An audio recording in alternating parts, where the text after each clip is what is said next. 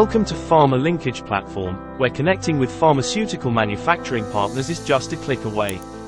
In this video, we'll guide you through the process of requesting login credentials if your company is already registered with us.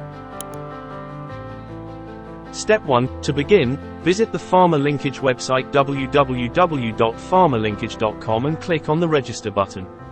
It will land you on Sign Up screen where you can see two options: Request for Credential and New Company Registration. Here, Request for Credentials will be used for a user whose company is already registered with PharmaLinkage platform. Step 2. Search your company and only selection of your company name will enable Request for Credentials button. By clicking on Request for Credentials button, you will land on Request for Credentials screen. As you find out, your company name is already listed. Add other information.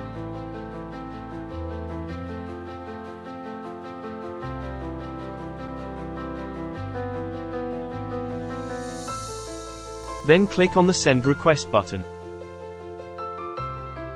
Step 3. Verification. After clicking on the Send Request button, the platform will initiate a verification process to confirm your identity by sending OTP to your email.